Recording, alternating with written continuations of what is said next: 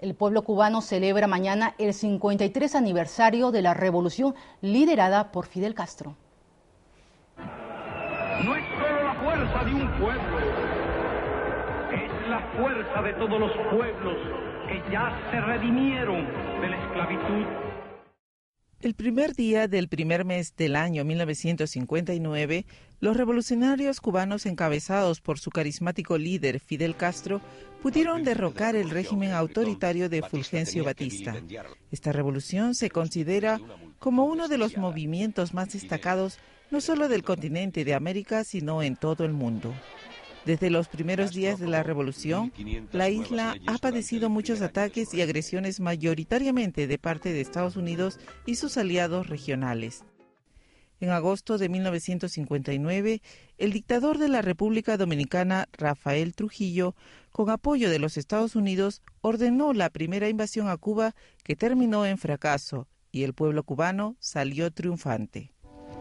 Desde antes de la revolución, Estados Unidos, como principal enemigo de la isla, había impedido el abastecimiento de armas a los guerrilleros y adicionalmente proporcionaba armas y entrenamientos al ejército del dictador Batista. Después de la Revolución cubana se elaboraron varios planes de atentados contra Fidel Castro y otros dirigentes revolucionarios. En julio de 1960, el presidente norteamericano Dwight Eisenhower paralizó la compra de la tradicional cuota azucarera cubana y en octubre del mismo año el país norteño prohibió las exportaciones norteamericanas a Cuba. En enero de 1961, Eisenhower anunció la ruptura de relaciones diplomáticas entre Estados Unidos y Cuba. El 15 de abril de 1961, aviones pilotados por contrarrevolucionarios cubanos, apoyados y entrenados por Estados Unidos, bombardearon campos de aviación de Cuba como preludio al desembarco en Playa Girón, Bahía de Cochinos. El 17 de abril, un grupo de opositores cubanos apoyados por la CIA invadió Bahía de Cochinos, en el centro-sur cubano. El ataque es desarticulado en menos de 72 horas. Es un símbolo para todos los pueblos oprimidos.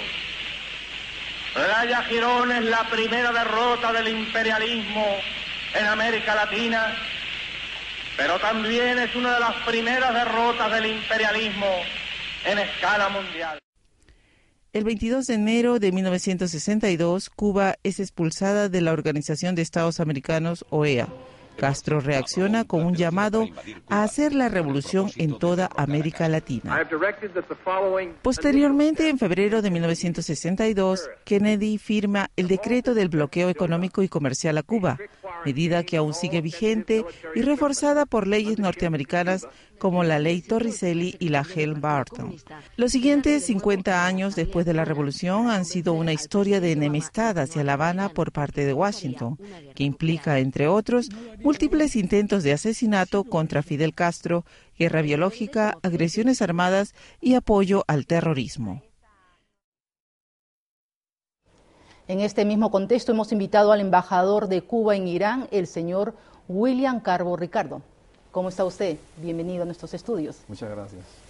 Señor embajador, a nivel internacional, Cuba tiene cierto prestigio en las áreas de salud y de educación. ¿Nos podría, por favor, detallar el alcance de estos éxitos? Bueno, en primer lugar, tengo que mencionar que al triunfo de la Revolución cubana, la mayoría de los profesionales, sobre todo del campo de la salud, se fueron del país. Estados Unidos hizo una campaña contra la revolución y solo quedaron unos 3.000 médicos en todo el país. Desde el año 59 a la fecha, en Cuba se han graduado más de 70.000 profesionales de la salud. Esta, lógicamente, es la base fundamental del desarrollo de la medicina en Cuba, que está extendida por todo el país. Hay más de 15 facultades de medicina en estos momentos en Cuba. Cuba tiene más de 37.000 médicos que están prestando colaboración hoy día en más de 170 países del mundo, casi todo el globo terráqueo. Y en el campo de lógicamente una cosa está vinculada a la otra. No puede haber un desarrollo de la salud si no hay un desarrollo de la educación. Al triunfo de la revolución en Cuba había más de 1 millón de analfabetos. En solo 2 años, del año 59 al año 61, Cuba llevó a cabo una campaña de alfabetización y erradicó el analfabetismo en todo el territorio nacional. De ahí empezó el gran desarrollo de la educación, que estaba abierta a toda la sociedad. En Cuba, los niños que quieren ser cosmonautas, médicos, ingenieros, lo pueden ser porque no tienen que pagar ni un solo centavo, ni en educación, ni en salud. Esa creo que fue el principal logro de la revolución a solo 2 años de su triunfo, lograr que todo el pueblo de Cuba supiera leer y escribir. Y actualmente existen en las cárceles de los Estados Unidos 5 cubanos. ¿Cuál es el motivo que ellos estén privados de su libertad? Y actualmente, ¿qué estatus jurídicos tienen ellos? Bueno, habría que empezar por decir que esto es un ejemplo más del doble rasero de la política norteamericana en el tema del terrorismo. Estos 5 héroes cubanos, estos jóvenes cubanos, precisamente partieron para Estados Unidos para combatir a los grupos antiterroristas basificados en territorio norteamericano. En el año 1998, lejos de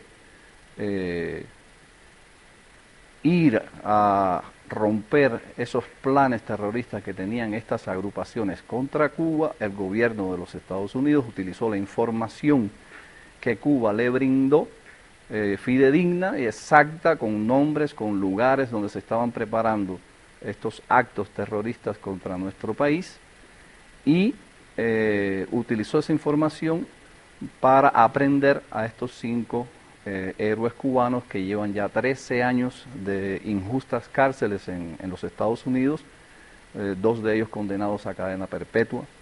Hace solo unos meses salió con libertad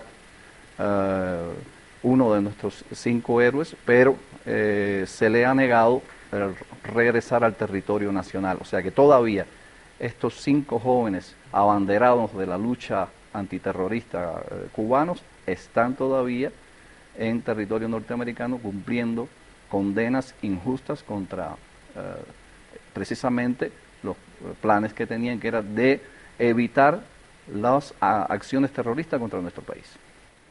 Y por último, háblenos brevemente sobre los embargos económicos y también del bloqueo que ejerce Estados Unidos contra su país.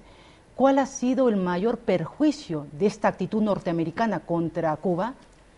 En el año entrante, 2012, se van a cumplir 50 años de la aplicación de esta política genocida de bloqueo contra la Revolución Cubana, que no tiene otro objetivo que hacer claudicar, tratar de hacer morir por hambre